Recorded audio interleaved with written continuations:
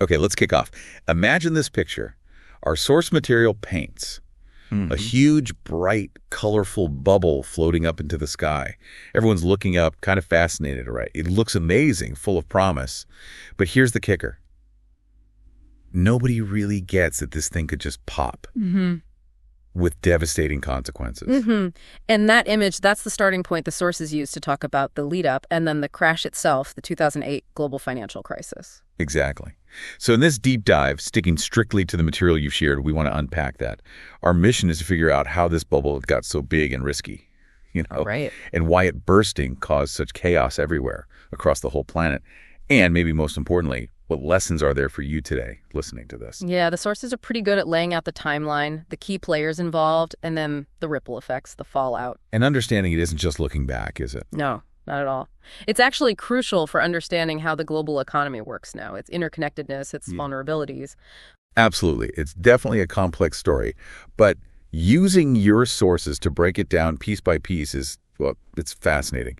Really shows how one thing connects to another. It does. So according to the material, where does this whole thing kick off? Well, the sources point back to the early 2000s. In the U.S., the feeling was, the economy's strong, interest rates were really low back then. Any money was cheap to borrow. Exactly. Cheap money. And there was this massive push, almost like a cultural thing, for everyone to own a home, the classic American dream. Right, the dream.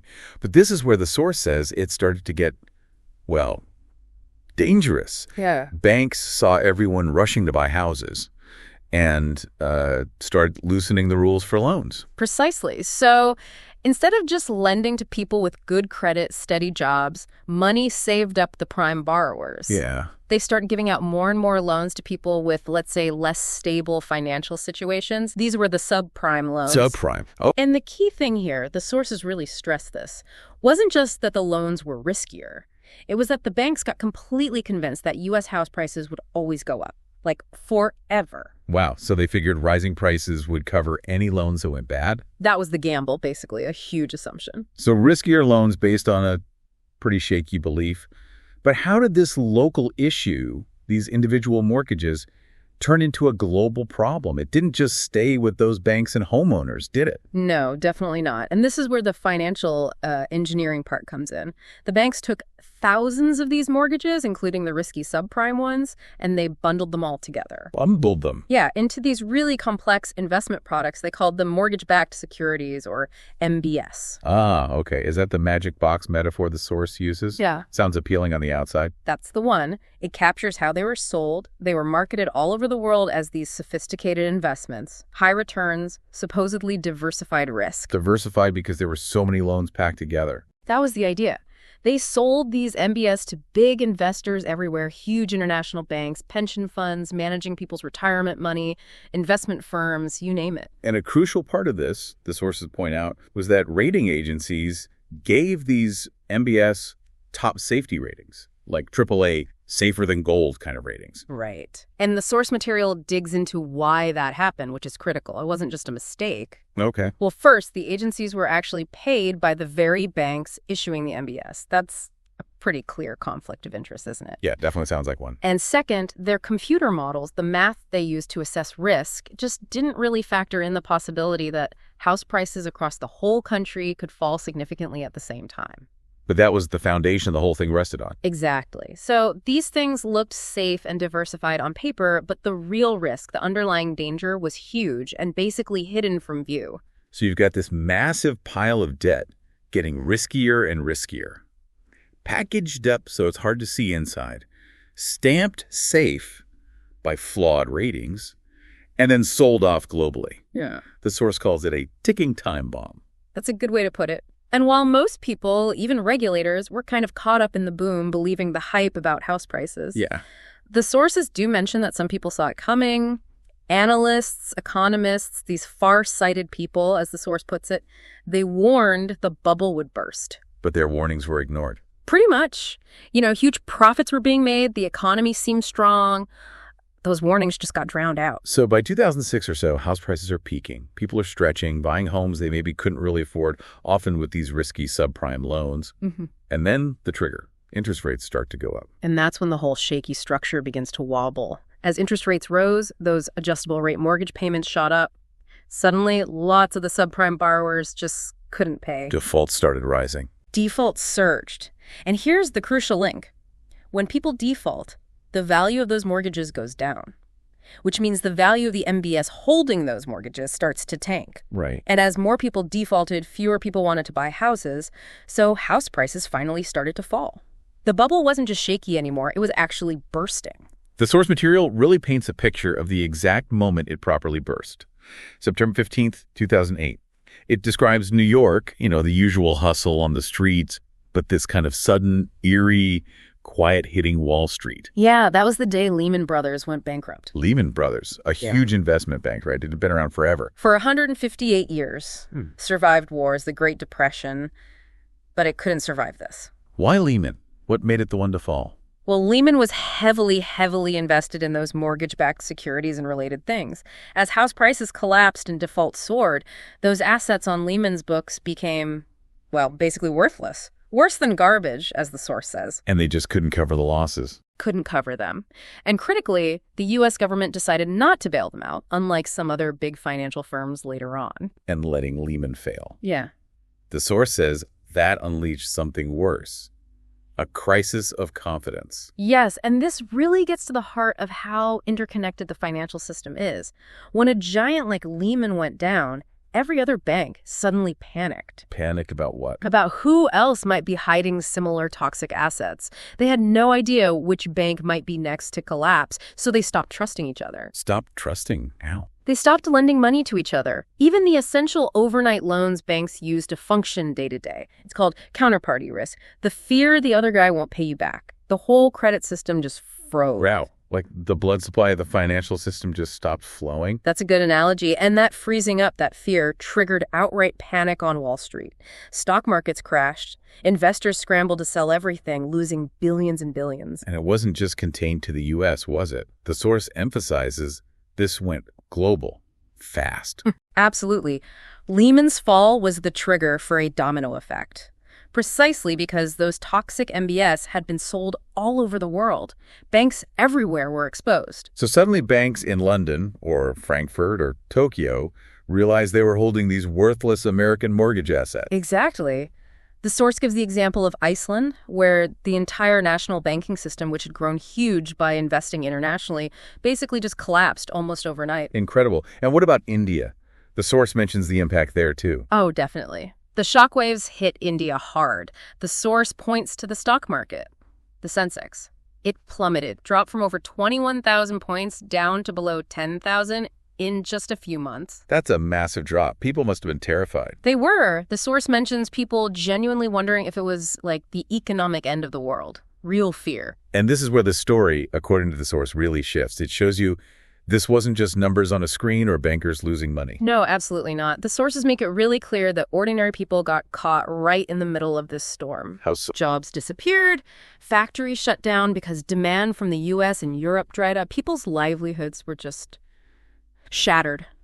The source uses the phrase broken dreams. And it gives specific examples from India, doesn't it? I remember reading about laborers. Yes, millions of workers, especially in industries that relied on exporting goods like textiles, IT services, they lost their jobs as orders from the struggling Western economies vanished. So people in cities like Mumbai, Delhi, Bangalore, suddenly out of work. Yes. And it hit the middle class hard, too. The source talks about families seeing their savings, maybe invested in mutual funds, just evaporate almost overnight. That's devastating. And the example of the father. Yeah, the father crying because the money he'd saved for years and years for his son's engineering college was just gone from his bank account. Or the young graduate, excited for their first job, only to get a rejection letter because the company was freezing hiring due to the recession. These aren't just stats, you know. The source really brings home the human cost. It was widespread hardship. So facing this global crisis and the local impact, what did countries like India do? How did they respond, according to the sources? Well, governments and central banks swung into action. In India, the government and the Reserve Bank of India, the RBI, took pretty significant steps. Like what? They cut interest rates quite aggressively, trying to make borrowing cheaper again. They pumped money liquidity into the banking system to try and get banks lending to each other again. To unfreeze that credit market we talked about. Exactly. And they announced economic stimulus packages, government spending to try and boost activity. Did it work right away? The source seems to suggest it wasn't an instant fix. No, it wasn't. Because the underlying problem, as the source points out, was that trust was completely broken. Fear was overwhelming. Even with cheaper money available, people and businesses were just too scared to borrow, invest, or spend. So confidence needed to return. Confidence was key. But the source also highlights something interesting about India's situation, a degree of resilience. Resilience. Compared to some other economies that were maybe more reliant on global finance or exports, India had a large domestic economy. Things like agriculture and just people buying and selling goods and services within India itself. That provided a bit of a cushion. So reliance on the domestic market helped buffer the shock somewhat. It helped, yes. But the big lesson for India, the sources argue, was undeniable. It was. Interconnectedness. No matter how strong your domestic economy might seem, in today's world, your fate is tied to the global system. A crisis starting thousands of miles away can shake your foundations. Hard lesson learned. So the period after the immediate crash was about picking up the pieces, trying to rebuild from the ashes, as the source puts it. That's right. Globally, governments were intervening on a massive scale. You had the bank bailouts and stimulus in the U.S., measures across the European Union. And India continued with its policies. Yes, continuing efforts by the government and RBI to stabilize the financial markets, restore confidence, get credit flowing again. And slowly, very slowly, things did start to stabilize. Markets calmed down, the Sensex eventually began to recover, but it was a long process. A process of rebuilding not just economies, but trust. Exactly. And the sources spent a lot of time drawing out the key lessons the world was basically forced to learn from this whole near disaster. Okay, what are the big ones? Well, first, and maybe most obvious, unchecked greed, especially in finance, is incredibly dangerous. That relentless drive for profit from those subprime loans. It wasn't just unethical, it created this massive systemic risk. Risk that threatened everyone. Right. Second big lesson, the danger of complexity and opacity. When financial products like MBS become so complicated that almost nobody truly understands the risks involved. It's like playing with fire, as the source says. Precisely. It highlights the absolute need for transparency. You need to know what you're actually investing in. Which raises that question from the sources, how do you ensure transparency when things are designed to be complex? Well, that leads directly to the third lesson. Regulation is necessary. You can't just rely on banks to regulate themselves when profits are on the line. So, new rules came in. Yes. The sources mentioned things like the Dodd-Frank Act in the U.S., designed to make banks hold more capital, be more transparent, reduce risky activities. And in India, the RBI increased its surveillance and oversight of the financial sector. Trying to spot risks earlier. Hopefully. But maybe the biggest lesson, the one that runs through the entire narrative in the sources, is just how deeply interconnected everything is. We keep coming back to that. Because it's fundamental. A problem starting with dodgy mortgages in U.S. suburbs can genuinely trigger a global economic meltdown. That link is undeniable now. So the system is stronger today because of these lessons, the sources suggest, but maybe not completely safe. That seems to be the takeaway. Regulations are tighter, banks are generally better capitalized. But finance keeps innovating, finding new ways to create complex products, new areas of potential risk can emerge. So the source implies we need constant vigilance. We can't just assume the problem is solved forever. Okay, so let's bring this all together. Based on this deep dive into your source material, what are the really practical, enduring lessons for you, the listener, trying to navigate the world today? Well, one clear message is understand what you invest in. Seriously, don't just chase returns or trust a fancy label. If you don't get it, maybe stay away. Right. Avoid those magic boxes if you can't see inside. What else? 2, never, ever assume prices will only go up. Houses, stocks, crypto, whatever it is, markets go down too, sometimes very quickly.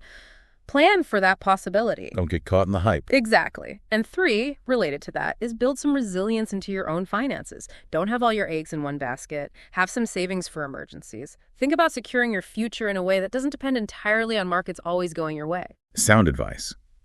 Because, as the source material kind of warns us at the end, history suggests the storm will come again. It probably will in some form or another, but the point is, if we've learned the lessons, if we understand the risks, if we're prepared, we stand a much better chance of weathering it.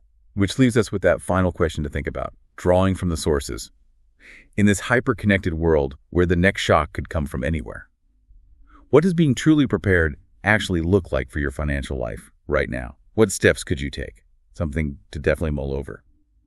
Thank you for joining us on this deep dive into the 2008 crisis, all based on the sources you provided.